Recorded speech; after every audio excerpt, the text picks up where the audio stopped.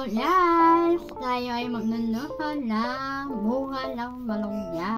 Narito ang mga sakap, bawang, sibuyas, kamatis, buo or alumaybay, agod or bunga ng malunggay, kamote, daon ng malunggay at sardinas.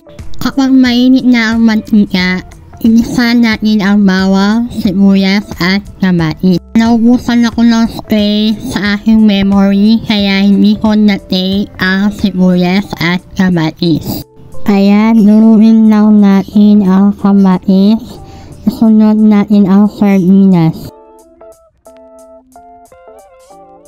Ilagay na natin ang kamote dahil matigas din ito.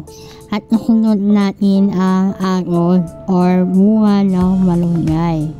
Halu-haluin lang natin para magpantay-pantay ang lasa.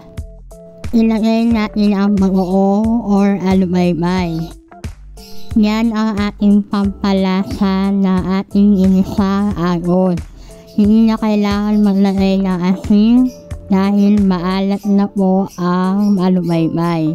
Maglalagay rin tayo ng kaunting tubig para lumambot ang kamote at agod. Kapag malambot na ang kamote at agod, pwede na ilagay ang dahon ng malunggay. Siyempre, kung may bungang malunggay, kailangan meron tayong dahon ng malunggay. Ayan, para mas marami. Kapag kulang sa lasa, bigyan lang natin ulit ng alumaybay. Ayan guys, luto na! Ready to serve! Thank you for watching! Bye-bye! God bless us!